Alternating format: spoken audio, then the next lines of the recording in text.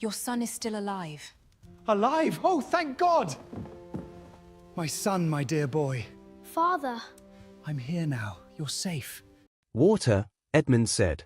His voice was barely above a thread, rough from 9 days of silence and fever, but it was his own voice, and it carried across that room the way no sound in that room had carried in a very long time.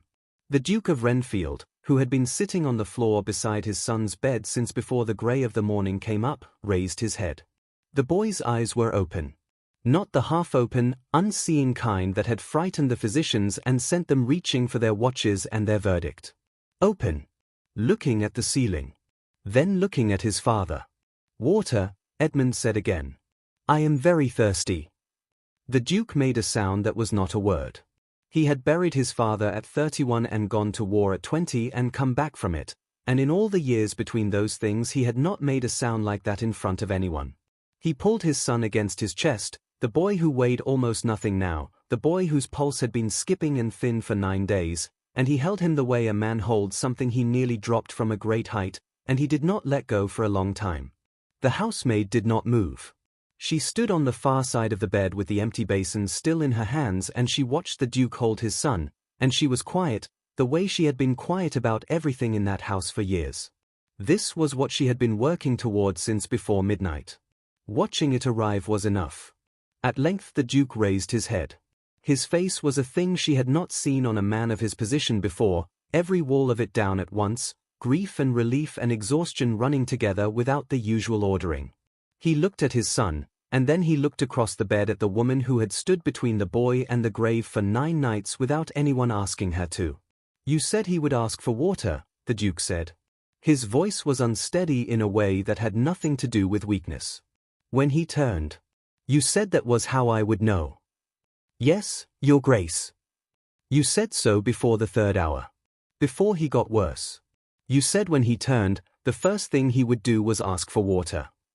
I did. He looked at her across his son's head for a long time. He was a man who had just received the most important thing in his life back from the place you do not return from, and he was looking at the woman who had gone in and brought it out, and he did not yet have words for the size of that. Who are you? He said.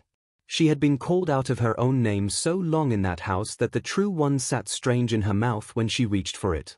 But she reached for it. Amora, she said. My name is Amora. He said it back to her the way a man repeats a word he means to keep.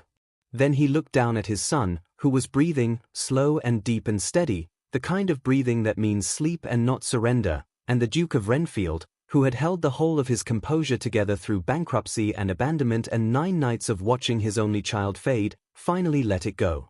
He pressed his face into Edmund's hair. His shoulders moved once. Then were still. She looked away. She began to put her basin down, to fold the cloths, to make herself small and useful and unnecessary in the corner, the way she had been making herself for years. But before we go further, we have to go back. Back to the night before this one. To a great house with its hall clock stopped, the way you stop a clock in a great house when you have decided a person is not going to live. To a boy of 13 with no more breath in him than a guttering candle. To a great physician from London with a gold watch and a verdict. And to the woman who had been invisible in that house for years, standing in the corner of a candlelit room, who had finally decided she was done being still. Because the moment you just witnessed did not arrive by accident. It arrived because of what happened the night before. And what happened the night before arrived because of what one woman chose to do when no one in that room was looking at her. This is how it began. They had stopped the clock in the hall the evening before, the way a great house stops a clock when it has decided a person is going to die, and the great Dr. Faulkner of London stood at the foot of the boy's bed with his watch in his hand and said what 7 physicians before him had said, which was that there was nothing more to be done and the Duke should send for the rector. Not one head in that room turned toward the corner. Not one ever did. She had been standing in the corner since before the physician arrived. Since before the physicians before him had arrived. Since the first night, 9 nights ago, when the boy had taken to his bed with a fever that came and went on a clock no one could read, and the house had sent for the doctors, and the doctors had come and gone and charged their fees, and the boy had kept fading, and she had started, quietly, without being asked, to carry cool cloths up the back stair in the dark and hold them against his forehead and count his breaths and feel for his pulse when the room was empty. She had learned young the particular invisibility of a woman who serves. She had learned to hold still inside it the way a stone holds still at the bottom of a river. She had been still for years in that house. Still while they stripped her of her name and gave her one they could manage more easily. Still while they walked past her as though the air she occupied belonged to them. But she had counted 9 nights of that boy's breathing, and this breath was not his last, and she was done being still. She stepped out of the corner. Mrs. Tustall, the housekeeper, was already crossing toward the bed with a folded white sheet over her arm. She had brought it herself, the way a practical woman brings what will shortly be required. The physician was packing his leather bag. The Duke of Renfield stood at the window with his hand pressed flat against the cold glass and his back to everyone, the way a man stands when the grief has already climbed into his bones and there is nothing left to do about it. "Your son is still alive," the maid said. And the Duke of Renfield turned around. Faulkner found his voice first. "Who spoke? Who let that woman speak?" He looked at her the way he looked at inconvenient furniture. "Out. If the housekeeper would be so good as to remove this." "Be quiet," the Duke said. The room went very quiet. He came away from the window. He crossed to the bed and looked down at his son, Edmund, 13 years old, 7 days of fever and 8 before that of something the physicians had been calling a wasting of the humours, which was the polite way of saying they had no idea what was wrong and wanted the weekly fee regardless. The boy's face was the colour of tallow. His chest moved in a shallow, skating way that made the space between each breath too long to watch. "Prove it," the Duke said. Not to the physician. To her. "Feel his wrist," she said. "Not the throat. When a body is low, the throat is hard to find. The wrist, on the thumb side, and press lightly, and wait. The pulse is slow and it skips a beat on every 5th, but it is there. I have felt it 9 nights. It is there now." The Duke pressed his thumb to his son's wrist. He pressed and he waited and the room did not breathe, and then something crossed his face that no one in that room had seen cross the face of the Duke of Renfield in a very long time. "How long?" he said. He still did not look up. "How long have you been bringing the cloths?" 9 nights, Your Grace." "I never gave that order." "No, Your Grace. No one did." He looked up then. He looked at her the way a man looks at something that has been in front of him for a long time and he has only now seen it. She was not used to being seen. It was strange and a little frightening, the way any light is when you have been too long without it. 9 nights, he said. "You carried cooling clothes up the back stair and down again and up again for 9 nights, without being asked and without thanks, while 7 physicians charged me £1 apiece to shake their heads.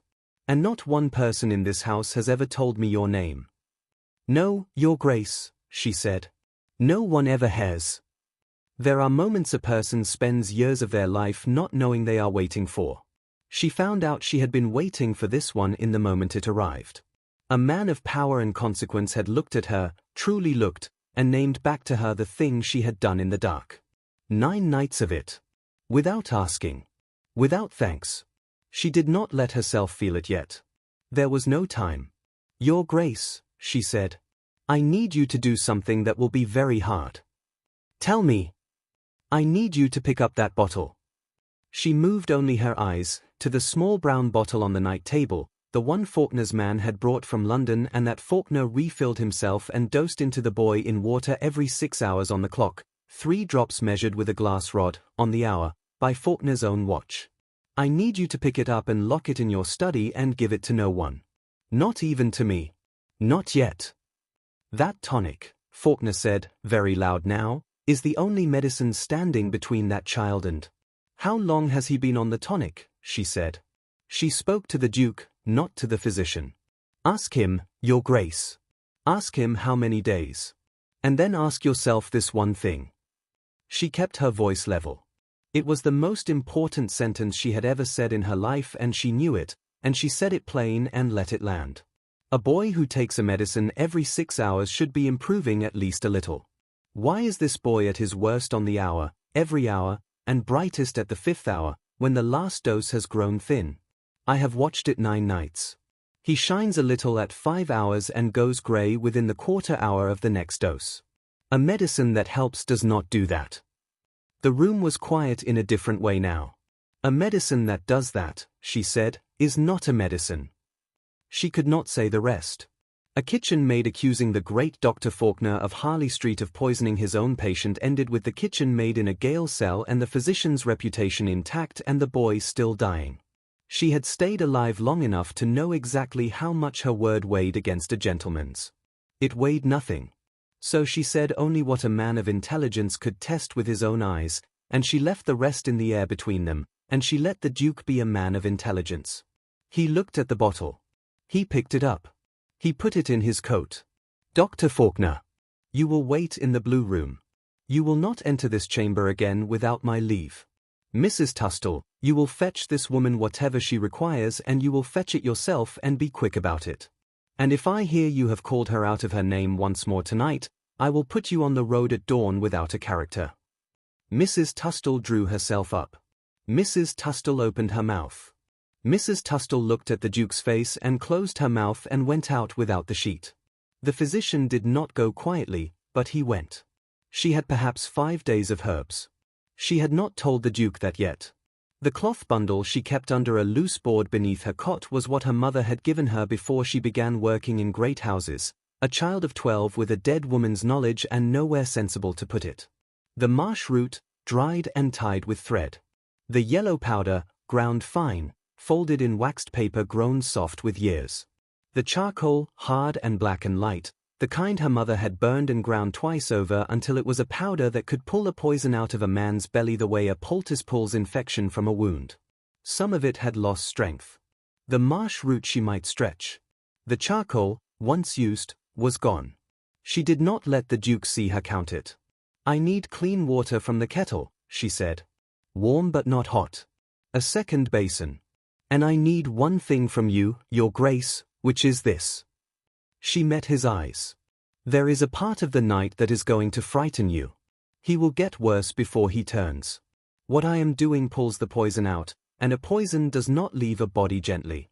When he gets worse, that is the worse before the turn. You must not stop me. If you stop me in that part of the night, he will not have another chance. Tell me again. He will get worse. Then he will turn. The worse is the poison leaving him. You must not stop me when it comes. I will not stop you, the Duke said. She believed him.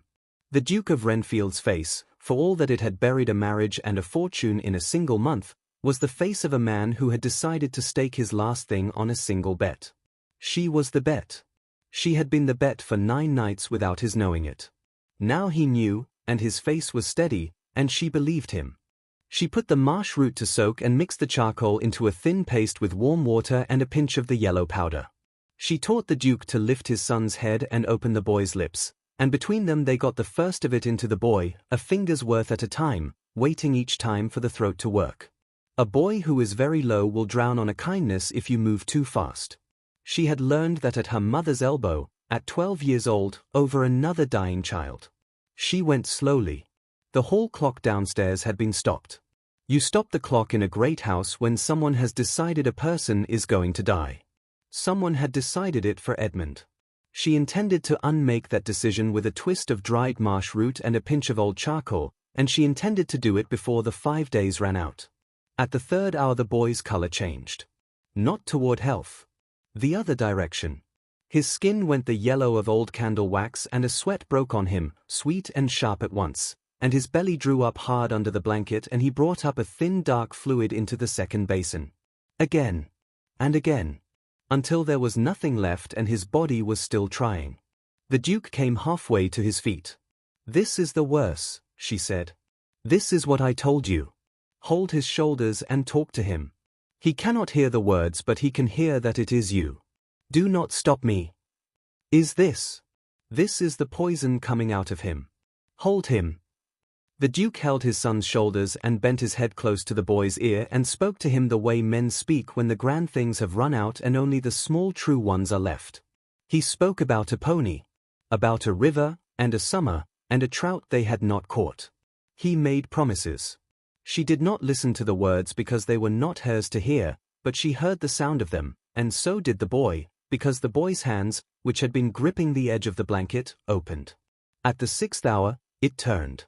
The boy's belly let go its terrible clench all at once, and he fell back against his father's arm, and he took a breath that went all the way down, a full deep breath, the first she had counted in 9 nights, and the sound of it in that room was the sound of a thing that should not have happened, happening.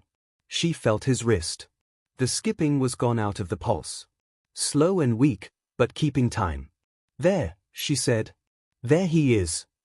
The Duke of Renfield put his face down into his son's hair and wept, and she looked away to give him the only privacy the house had left him, and she began, quietly, to pack what remained of her mother's herbs back into the cloth. There was very little left in it now. And so we returned to where we began. The morning. The grey light. The boy's eyes opening. The word water said in a voice rough from 9 days of silence and fever. The Duke on the floor beside the bed, his composure gone, his son alive. And the woman on the far side of the bed, folding cloths, already making herself small again, the way she had been making herself small in that house since the day she arrived. By the grey of that morning the Duke had not moved from the floor. He sat with his back against the mattress and his son's hand in his lap, and he watched the woman across the room bank the fire and rinse the basins and set the room to rights the way she had set it to rights 9 times before him, and when she straightened he spoke. "You will not go back to the scullery," he said. "Your Grace, I have not. You will not go back to the scullery. You will have the room next to his. You will have whatever you ask for. And you will tell me 2 things." He paused. "You will tell me your name. And you will tell me what you believe was in that bottle." She told him the second thing first, because the second thing might save the boy a second time, and the first thing was only hers. "I do not have the learning to name it properly," she said. "My mother would have. There is a substance, a white powder, that cunning folk know and that certain men with certain purposes know, that builds a wasting in the belly and a fever that comes and goes on a clock, and that a clever man gives inside a medicine, because then the more the doctor doses the sicker the patient grows and the doctor never suspects his own hand." She folded the cloth over the last of the charcoal. "Your son was not sick, Your Grace. Someone was making your son sick. Slowly, and by the clock, and through the one bottle in this house no one would ever think to question." The Duke sat with that in the silence. Outside, the house was beginning to wake. Boots in the hall below. A door. The sound of a grate being raked. Somewhere in that ordinary morning, she thought, was a hand that had bought a white powder, and that hand was waking now too, and pouring itself a cup of tea, and expecting to hear that the boy had died in the night. "Your name?" the Duke said. "Amora," she said. Strange still in her own mouth. She had not heard it said aloud by anyone, not even herself, in more years than she wished to count. "My name is Amora. My mother gave it to me. In her people's tongue it means grace. The kind that is given, not the kind that is earned." "Amora," he said. The way he said it, she understood he was not going to forget it. "I will tell my son your name when he wakes. I want him to know it before he knows anything else." She picked up the basins and went out, and she let the cold of the back stair settle her before she let herself believe any of what had just happened in that room. The boy woke at noon asking for water and did not die. By evening he was asking for bread. By the second day he was asking for paper to draw on, which was a nuisance, but the kind of nuisance that is also a miracle. Dr. Faulkner, called from the blue room where he had been sitting for 36 hours growing increasingly indignant, stood over the recovering child and could not account for it. He asked for his bottle, that he might resume the correct medical course of treatment.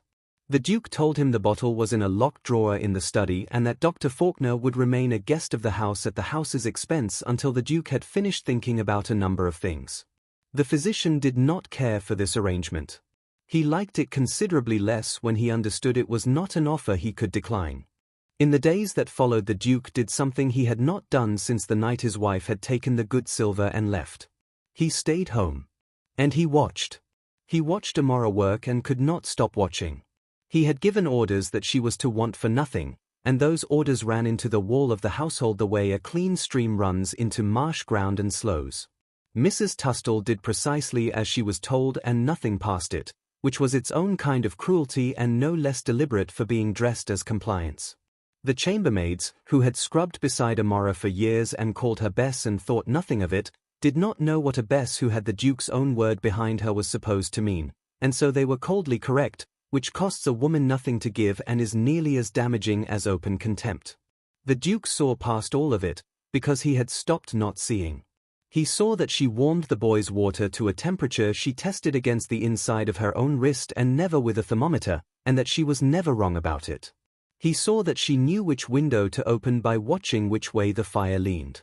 He saw that when the boy could not sleep she sang to him under her breath, something with no English in it, low and turning like a tide, and the boy quieted to it the way Edmund had not quieted for his own nurses in years. He saw that she ate standing up at the side table, fast, the way a person eats who has learned that a plate left on a table can be taken away. He saw that her hands were cracked across the knuckles and split at the fingertips from years of laundry water, and that she hid them in her apron when she was not using them for something, and he found that looking at her hands made his jaw set in a way he did not entirely understand. He had a chair brought up from the library. The good one, with the arms and the cushion and the reading lamp beside it. He had it put in the warm corner by the boy's fire and he said nothing about it to anyone. She found it there the next morning and she understood it and she did not thank him for it, because to thank him would have been to say out loud that in all the years she had been in that house no one had ever thought to give her a place to sit, and they both already knew that, and putting it into words would have cost her something she was not ready to spend. On the 4th day after the turn, she showed him the herbs. "I am running out," she said. "The marsh root I can do without now. But the charcoal I cannot. Without the charcoal I have no way to draw out what little of the poison is still moving through him. He is healing faster than the last of it can hurt him, I believe. I think we are past the worst. But I have thought wrong before, and you should know the truth of my supplies. Where does one get more? From the marsh my mother gathered it, which is a sea away. Or from a wise woman who keeps a proper still-room garden, of whom there are few in England and none that I know of within a week's ride of here." She folded the cloth. "I have perhaps 4 days left, used carefully. If he keeps healing, 4 days is more than enough. If he does not, no amount of it is enough, and the trouble is not the charcoal." She met his eyes. "The trouble is that the bottle in your drawer is not the only bottle. And the hand that filled it is still in this county, your grace, and it does not yet know that it failed. You think the danger is not gone. I think a thing that was being done by the clock for 11 days does not simply stop. I think the hand that did it is waiting to learn whether the boy died in the night. And I think you should send no word to anyone that he is mending. Let it be believed he is still failing." She kept her voice even. "A poisoner who believes the work is done grows careless. A poisoner who learns the work has failed grows quick. We want him careless." "You have given this a great deal of thought," the Duke said. "I have had a great deal of time to think," she said. "Standing in corners will do that. You would be surprised what is said in front of a woman who has been treated as furniture for long enough." It was the nearest she had come to telling him what the years in his house had truly been, and she said it plain and without complaint, as a fact about the world, the way a person reports the weather. He went down to his study that night and unlocked the drawer and looked at the small brown bottle for a long time, and then he took out a sheet of paper and began, in the careful way of a man who has been a soldier, to make a list. It was a short list. The bankruptcy had cleared his house of guests the way a fire clears a street. But at the top of it, because the man had arrived 2 days before the boy fell ill and had been staying at the village inn ever since, sending up his condolences each morning, was the name of the one relation the Duke had left in the world. His cousin. His heir, should Edmund die. Mr. Silas Crane. The Duke looked at that name and did not yet let himself believe it. To believe it was to be a man whose wife had left him for money and whose cousin was murdering his son for the same money, and that was a great deal to be on a Tuesday. He folded the list. He put it in the drawer with the bottle. He locked the drawer. Upstairs, in the good chair by the fire, Amora sat with her cracked hands folded in her lap, and for the first time in more years than she let herself count, no one was waiting to take the chair away. It did not last. It never does. On the 6th day after the turn, the trouble came up the drive in a hired chaise, dressed in mourning grey, with his hat in his hand and his grief arranged just so. Silas Crane had heard the dear boy was failing. He could not bear the inn another night. He had come to be of comfort. He said all of this in the front hall in a voice pitched to carry, and he embraced the Duke warmly, and over Crane's shoulder the Duke caught Amora on the back stair with a basin in her hands, and he watched her stop dead at the sight of the man in the grey coat and go back up without a sound. She knew that kind of man. She did not know his name or his face exactly, but she knew the kind. The man who arrives to grieve and counts the silver with his eyes while he weeps. The man who is loudest where he will be heard. Her mother had a word for that man, and it did not translate well, but it meant, near enough, the one who brings both the knife and the bandage, so you will thank him for the bandage and never look at the knife. Who is the African woman on the stairs? Crane said, when the embracing was done. He brushed his sleeve as he said it, casually. I was not aware you kept any of that sort still. She is my son's nurse, the Duke said. A nurse? Of course. Crane smiled. One does what one must in a crisis. May I sit with the boy? Family ought to be at family's side at the end. The end is not yet come, the Duke said. But you may sit with him. It was the hardest thing the Duke had done in 6 days of hard things, but Amora had told him a careless poisoner is caught and a quick one is not, and he had decided to catch this one. So he swallowed everything he wanted to do and let Silas Crane walk up his stairs. That evening, 2 things happened. The first was Faulkner. He came to the Duke in the library and demanded, as a matter of professional honor, that the African woman be dismissed from the sickroom at once. He would have her removed or he would know the reason why. You would have her removed, the Duke said. I would, Your Grace. Tonight. And you would resume the tonic. It is the correct course. It was always the correct course. The Duke poured himself a glass and did not pour one for the physician. Who mixes your tonics, doctor? Faulkner blinked. My man, Your Grace. My man prepares the standing draughts to my receipt. The particular bottle for the young master was prepared in London, to my receipt, by, that is, Mr. Pelham recommended the apothecary. He said it would save me the trouble of sending to my own man, that there was a sound house nearby that could. Pelham, the Duke said. My steward, Pelham, recommended the house that made the bottle. He was most helpful, Faulkner said, and then heard what he had said, and a blankness came down over him like a curtain drawn fast. I am sure I take no meaning from that, Your Grace. No, the Duke said. Go back to the Blue Room. The second thing happened an hour later. Amora was going down the back stair for warm water when she passed the open door of the steward's room and heard 2 voices inside it. She stopped in the dark corridor. She had been holding still in dark corridors for years. It should have been finished by now, the first voice said. Quiet. Pleasant. That was Crane. 11 days, and the brat is sitting up eating bread. What has gone wrong? The bottle is in a locked drawer, the second voice said. That was Pelham the steward, the dry careful voice she had heard read out household accounts at her 100 times without once seeming to see her. His Grace took it the night the boy should have died. There is a woman tending him now. The kitchen girl. She has done something. The boy mends. A kitchen girl has cost me a dukedom, Crane said, and the pleasantness went out of his voice, and what was underneath it was a thing she had heard underneath such voices before. Very well. I have more of the powder on me. I have had it the entire time, against exactly this. We need 1/4 hour alone with the child and a careless nurse. Get her away from the room tomorrow. Tell the housekeeper she has been stealing. Tell her anything. Get her away for 1/4 hour, and I will finish this myself. She stood in the dark corridor with an empty jug in her hands and understood 3 things at once, the way you understand things when there is no time left to understand them slowly. The boy would be dead within a day if she could not stop it. The ruin of the estate was no misfortune. It was a theft. Crane and Pelham together, on paper, so that the Duchess had walked out on a husband who was not a fool and not a failure but a man who had been robbed. Which made what the Duchess had done a far worse thing than the county knew. And she could say none of this to anyone. She was a kitchen maid with a foreign name and a foreign face, and the 2 men on the other side of that door were a gentleman and a steward of standing, and her word against a gentleman's was no word at all. She had spent her whole life knowing exactly how much her word weighed. It weighed nothing. They would say the savage had invented it to keep her place. They would say it was the savage all along who had the poison. A foreign woman found with such a tale on her lips was a foreign woman who hanged.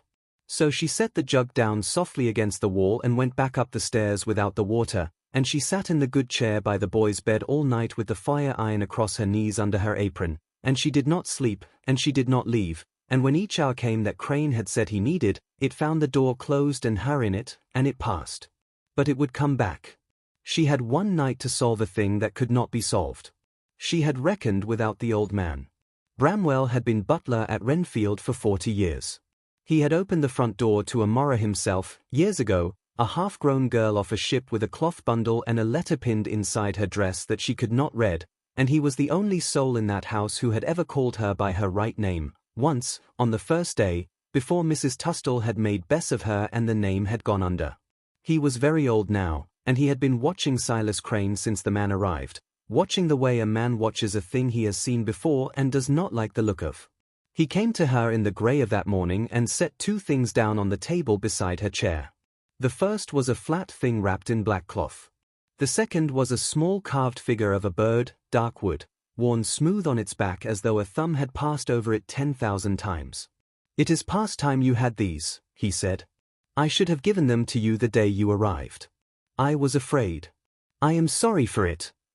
She unwrapped the cloth. Inside was a letter, very old, the ink gone brown, the fold worn nearly to parting. "I cannot read it," she said. The shame of it was still fresh after everything. "My mother pinned it in my dress. I have carried it 20 years. "I know what it says," he told her. "I read it the day you came. And then I held my tongue, because the steward then would have burned it and buried the truth with it. I am dying now and I will not carry it down with me." His old hands pressed flat on the table. "Listen, child."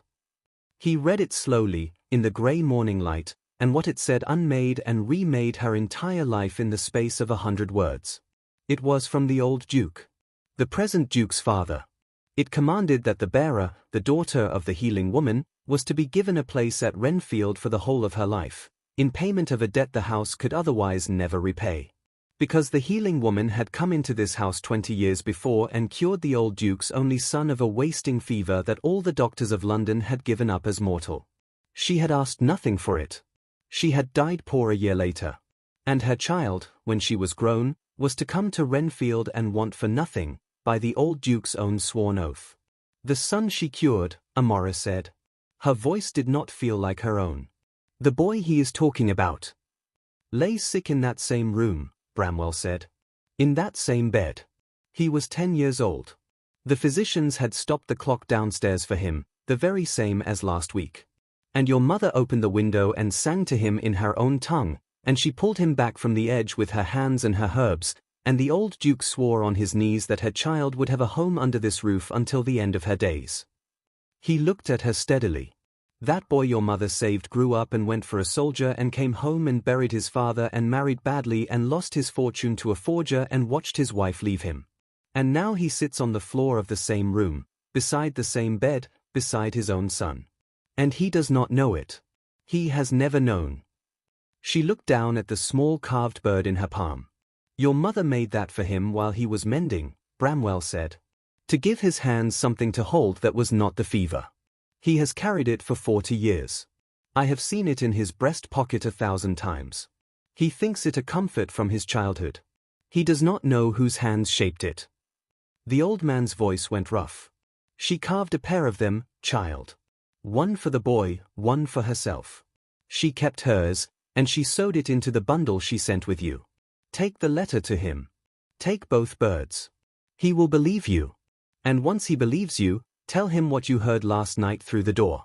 Your word alone means nothing. My word alone means nothing. But the old Duke's seal means everything, and the man who understands that a stranger once saved his life is now saving his son's life, that man will listen. Go." She went. She found the Duke in his study with the short list still in front of him. She put the letter on the desk. She put the carved bird beside it. Then she looked at him and said only this. "Read it. And then reach into your breast pocket, the one over your heart, and take out the thing I believe you have carried since you were 10 years old, and lay it beside this one." He read the letter first. She watched it happen on him slowly, the way a change moves through a man who has not been expecting it. She watched him reach into his coat without seeming to know he was reaching, and bring out the small dark bird, and set it on the desk beside hers, and the two birds lay there beak to beak, carved from the same hand in the same hour, two halves of one night's vigil by a woman long dead. He looked at them for a long time. He put his face down into his own hands. "She sang to me," he said. "I have dreamed of that song my whole life. I thought I had invented it. I thought it was a fever dream, something my mind made up because it needed something." He looked up. His face was wet and he made no effort about it. "And you have been in my scullery. In my scullery, carrying water, called out of your name, for years. My father owed you the house itself and you were in my scullery. And I never once looked at you." "No, Your Grace," she said. "No one ever did. But you are looking now. So look and listen, because we have until perhaps noon, and I am going to tell you what your cousin means to do to your son today, because I heard him say it through a door last night, and now you have the one thing in your hands that means you will believe me." She told him everything. The voices through the door. The forged paper with Pelham's hand on it alongside Crane's. The powder Crane carried on his person. The plan for the quarter hour alone with the boy. She told it quickly and in order, and the Duke listened to all of it without once stopping her, and when she had finished he sat very still for a moment. Then he stood up. It was Amora who made him slow down and do it correctly, against every instinct he had, which was to take Crane by the throat in the hall. A confession beaten out of a gentleman is no confession, she told him. Your word that you heard him say, it is your word against his. But a thing seen by men whose word the law will accept, that is different. Let him come. Let him be caught in the act. So they baited it.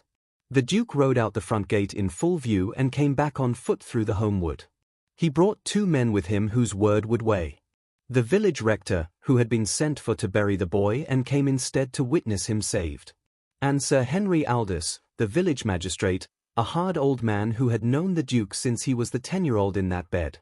They put all 3 behind the painted screen in the corner of the sickroom and left a gap in it. Then Mrs. Tustell, who had been told the whole truth and had gone the colour of her own aprons, came to Amora's door with a loud false charge of stolen spoons and drew her out into the corridor in a great public quarrel. The boy's room stood, to any watching eye, unguarded. It was not unguarded. Amora was behind the screen with the 3 men and the fire iron still in her hand, because she did not trust the law to be quick enough when quick mattered. Crane came within the quarter hour. In his stocking feet. Soft and careful down the corridor. He eased the boy's door open and stood a moment over the sleeping child, and then he took from his waistcoat a small twist of waxed paper and shook from it a white powder into the boy's water glass and stirred it with the boy's own spoon and lifted the glass and lifted Edmund's head with a tenderness that was the most terrible thing any of the 4 behind the screen had ever seen. "Mr. Crane," the Duke said, and stepped out. The glass did not reach Edmund's lips. It fell. The white water ran into the rug. Silas Crane stood with his cousin's son in the crook of his arm and his cousin's living face in front of him, and the magistrate to his left and the rector to his right, and the woman he had dismissed as a kitchen girl behind them, all with a fire iron in her hand. And for once in the long pleasant lying life of Silas Crane, there was nothing whatever to say. It came apart quickly after that. Sir Henry took the broken glass and the waxed paper from Crane's own waistcoat. A man went to the steward's rooms and found Pelham trying to burn a leather folder in the grate, and saved enough of it from the fire to answer every question, for it was the forged paper, the false debt records, drawn up in 2 careful hands to ruin a solvent estate and put a dukedom into a murderer's possession. Pelham, who was old and tired and not brave, told all of it within the hour. Crane was taken away in irons in the same hired chaise he had arrived in, past the front hall where he had wept so eloquently 6 days before. The estate was not ruined. Once the false debts were lifted off the ledgers, Renfield stood exactly as it had always stood, solid and old and solvent, and the county that had spent a month pitying the broken Duke had to find something else to do with its pity. It found it quickly, because 6 days after the arrest the Duchess came home. She came back in Lord Marbury's carriage, not on his arm, because Marbury had done his arithmetic and found a woman who had thrown herself away for a fortune that had never actually gone anywhere was considerably less interesting than she had seemed. The Duchess swept into the front hall of Renfield in her travelling mourning with her face arranged into the grief of a devoted mother kept too long from her sick child, and she opened her arms, and she said she had come home to nurse her darling boy. 40 servants were in that hall. The Duke had seen to it. He let her finish every word of it, standing in front of 40 people who had read the returned letter, the one sent to her when Edmund lay dying and sent back unopened, who knew that a woman 46 miles from her dying son can cover that distance in 4 hours by fast carriage and had chosen not to for 11 days. He let her finish and then he spoke in the quiet voice he used now the way other men use the loud one. You were 46 miles away when he was dying, he said. They wrote to you. You sent the letter back. You have come back for the money. You heard the money was never gone and you came back for the money. And I have made certain that everyone in this hall knows it. She tried. She began the devoted mother, the cruel circumstance, the misunderstanding, and the Duke simply stopped looking at her. He turned away from his wife in the middle of her sentence, in front of 40 people, and looked up toward the gallery, and said, in the ordinary voice, Bramwell, Her Grace's carriage is waiting at the door. She will not be staying. She is not to be shown up to my son. That was all of it. No scene she could weep prettily about afterward. Her own husband had turned his back on her mid-sentence in front of 40 witnesses and gone up to see his child. She went back out the door she had come in by, and the door of Renfield closed behind her, and she did not look back. The Duke went up to the long gallery. Edmund was in a chair in the winter sun with a plate of bread and dripping he was not supposed to have, and Amora was beside him, and she had given him the bread herself because he had asked for it and she was not inclined to refuse a boy who had come back from where he had been. The Duke came in and the boy looked up. Father, Edmund said. This is Amora. She sang to me when it was dark.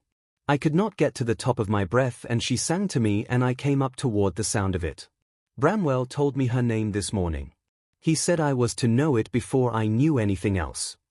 He frowned, the particular frown of a boy kept too long in a chair. Everyone has been calling her the wrong name for years. I think we ought to stop. It is rude. And she saved my life. And I do not see why a person should go by the wrong name in a house she saved. No, the Duke said. I do not see why either. He gathered the household the next morning. He stood Amora before all of them and read out the old Duke's letter so that every soul under that roof heard it, and when he was done he said her name, her own name, and he had them each say it in turn.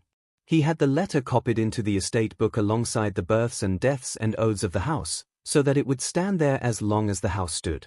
He sent men to find the wise woman with the proper still-room garden and bought her whole stock of what the herbs required. And he sent, quietly and with no announcement, to the parish a sea away where a healer from the islands lay in a pauper's grave with no stone, and he had a stone cut and set, with her name on it, and the words in plain English that any soul could read, that here lay a woman to whom Renfield owed 2 lives and would owe them without end. Her room next to Edmund stayed hers. The good chair stayed in it. Her cracked hands healed that winter and did not crack again. The carved bird went back into his breast pocket, and its twin she kept, and on the winter evenings when the homeward wind was up, they would sometimes take both birds out and set them beak to beak on the table between them and say nothing at all, because nothing needed saying that the 2 small birds did not already say. The boy grew up knowing exactly who in the world had chosen him and exactly who had not, which is a hard knowledge for a child and also a clean one, and he grew straight under it. And the woman who had stood in the corner of that house and answered to a name not hers and been counted as furniture came in time to believe a simple thing the long years had hidden from her. She had mattered to that house long before the house let her know it. Her mother had walked through its door 20 years ahead of her and saved its only son, and an old duke had sworn an oath, and the oath had waited through all the years of laundry water and cold rooms and a name not hers, until the night the same bed held another dying boy and the same song came up the same back stair. She had not been invisible. She had only been waiting, in plain sight, in the work, for the house to remember what it owed. The night it remembered, it looked at her. And it did not look away again.